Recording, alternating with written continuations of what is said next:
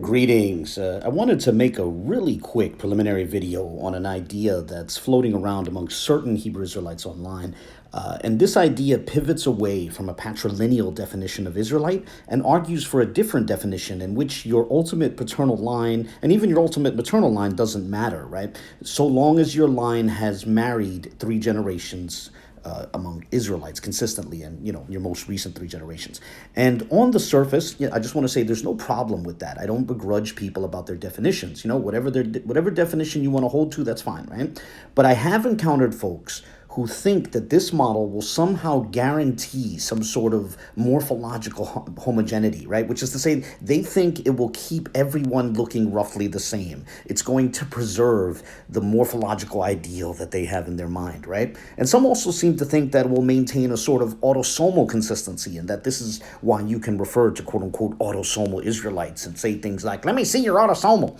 And honestly, what it seems to me is that the folks who have adopted this position have grasped that a patrilineal definition of Israelite does not limit the morphologies of Israelites, right? And they've also realized that there's an issue with some of their favorite teachers having haplogroups unlikely to go back to Jacob. And so, some of the people who used to hold to a patrilineal definition have jumped from that definition to this 3-generation model, right? Now, the model basically holds that in order for a child to be an Israelite, both his parents have to be Israelites, right? A union between an Israelite and a non-Israelite, irrespective of which one is male and which one is female, results in a non-Israelite child on this model. However, on this model, if a line consecutively mixes in with Israelites, then by the 3rd generation, the child that results is an Israelite. So I want to explore this model, and I want to explore whether it actually guarantees a morphological preservation or an autosomal preservation, right? So what I'm going to propose is that just like with a patrilineal model, this model can wind up making room for people of any morphology, right? Of any skin tone, of any facial features, of any hair texture, whatever, right? And so too, it can make room for just about any sort of autosomal admixture, right? You can get Israelites who are 99% Japanese on this model, right? So let's begin with the chart that you see on your screen. Now, the number at the top is the number of years since a certain point in history, right? Now, this could be, whatever point in history you want to choose, right? But it has to be a point in antiquity, right? It has to be at least a couple thousand years ago, right? Now, this could be from the revelation of the Torah at Sinai, or it could be from the start of the Babylonian captivity, or it could be from the dawn of the Common Era, right? Or, it could even be counting from the sacking of the temple by the Romans, right? Whichever ancient event we choose, the number at the top is the number of years since that event. And I'm going to treat a generation as 20 years. And I do this because I figure that's a nice round number. I figure that, in antiquity, some people might have been having kids at 15 years old, maybe even a little earlier. And maybe some other people were having kids in their 30s. So with that in mind, with that spectrum in mind, I think 20 is a nice middle ground for when an ancient person was likely to have kids, right? So the first generation will be 20 years since that year at the top of the screen, and therefore the second generation will be 40 years since then, and the third generation will be 60 years since then. And then, as you're about to see, as I start sliding over, the number atop the next column will be 60 years later than the number atop the previous column, right? And this will make sense in a moment. But so we'll be moving in stages which are each 3 generations long, or each 60 years long. Now, if a person is marked in red, that means they're a non-Israelite. And if they're marked in green, that means they're an Israelite. And the percentage is how much of their ancestry reflects a sort of imagined Israelite ideal. Now, as a disclaimer, I know it's awkward to imagine someone being 100% autosomally Israelite, whatever that means. But just for the sake of argument, let's assume that that's possible. Let's assume there's some Israelite ideal which people can reflect to varying degrees without a precise percentage threshold determining whether you're an Israelite on this model, right? But nonetheless, let's imagine that there is such a thing as the pure blood Israelite, right? Now, while the precise genders don't matter, in this history we'll be imagining men from outside the Israelite spectrum marrying into the Israelite population. And this could easily be redone with women, right? So like I said, the genders don't really matter that much. But let's jump right into this. So at the beginning of this history, which like I said, could start at Sinai, or it could start at the Babylonian expulsion, or it could start at Rome sacking Jerusalem, right? Whatever the case, let's try to pick something that's at least 2,000 years ago or 3,000 years ago, right? And at the beginning of this history, let's imagine a man who has no Israelite ancestry whatsoever. So this is a non-Israelite. And imagine him marrying a woman who is 100% autosomally indicative of that Israelite ideal, whatever it is, right? On this model, in the first generation, they produce a non-Israelite son whose admixture is 50% indicative of that Israelite ideal, right? And then that son, imagine that son goes on to find another one of those pure blood Israelite women. And he marries her, and in the second generation, they produce a non-Israelite son who is 75% indicative of that Israelite ideal. And then imagine that child grows up and finds yet another one of these wonderful pure blood Israelite ladies, and he marries her, and as this is the third generation, they produce an Israelite child who is 88% indicative of that Israelite ideal, right? And this child could be a male or a female, right? Let's say, presume it's a daughter, but whatever the case, this child, this third generation child, despite having a non-Israelite father and descending paternally from a non-Israelite line, on this model is now an Israelite. Now think about this. Even at the Exodus, the Bible refers to there being 600,000 Israelite men, not counting the children, right? That's in Exodus 12:37. So the Israelite population probably reached over 1 million people really quickly. And there had to be some mixing on the periphery. So there were probably a bunch of these Israelites with this, 88% of the ideal admixture, right? Very early on, there could have been hundreds of them, perhaps even thousands. And now that raises the question, what happens if non-Israelites start marrying Israelites of that reduced admixture? And that takes us to the next column, right? So this is the next column where you see 60 at the top. This is 60 years since the event in question, right? And like I said, it could be Sinai, it could be the Babylonian expulsion, whatever, right?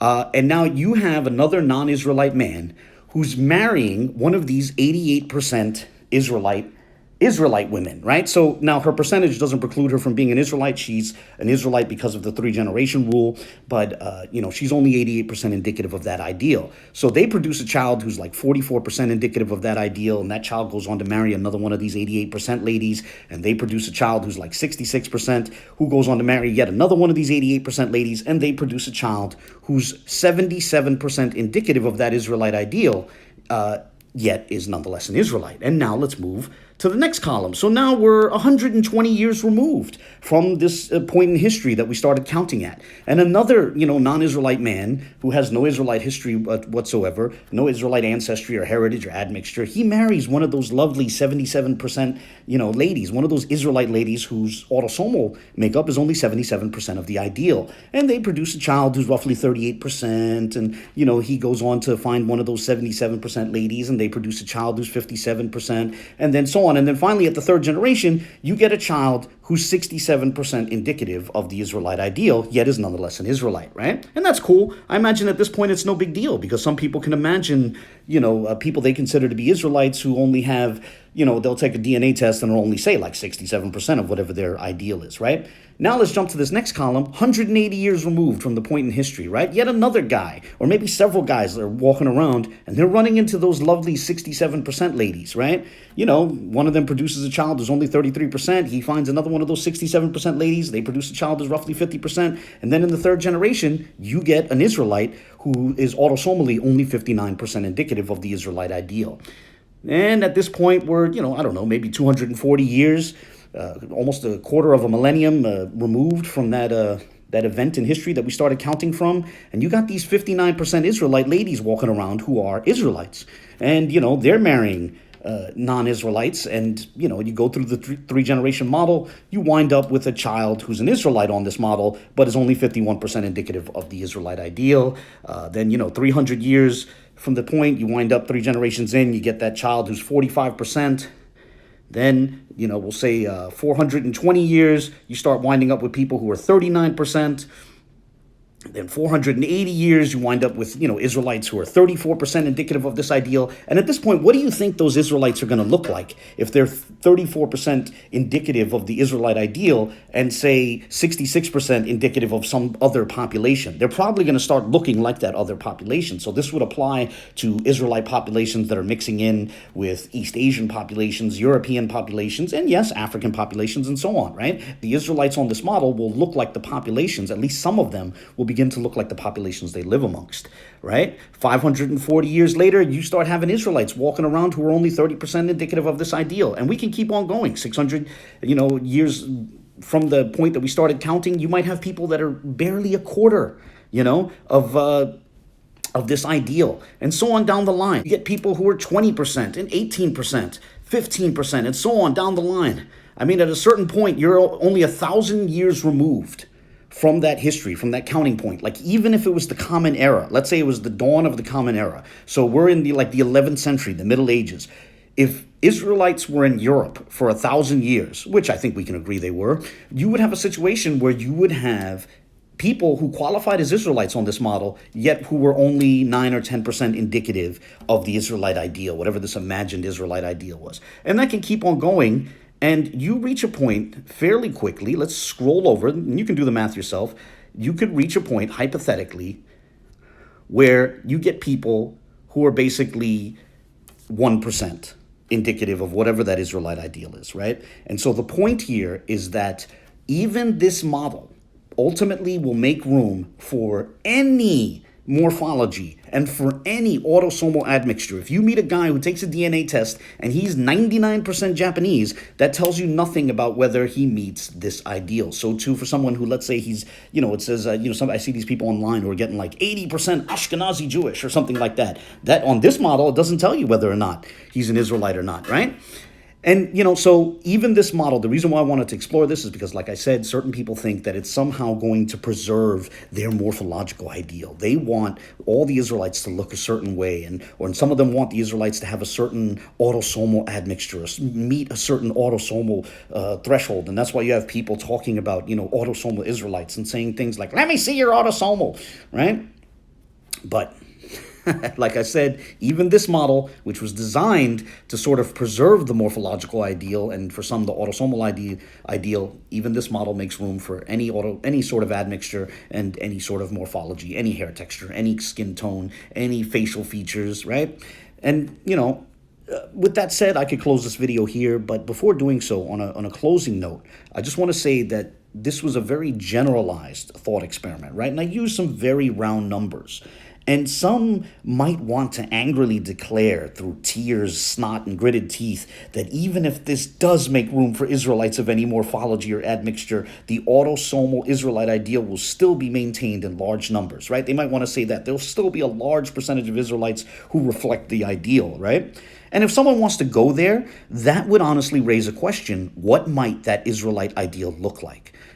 Remember the crowd that used to appeal to GEDmatch? Why don't we, and by I mean me and that crowd, why don't we get together and let that calculator that measures in Natufian set the standard, right? And I'm referring to GEDmatch's Gedrosia Ancient Eurasian K6 calculator. How about the folks who were into appealing to GEDmatch let the Natufians set the hypothetical Israelite autosomal standard, right? I think they might be surprised who hits higher percentages on that calculator and who hits lower percentages, right?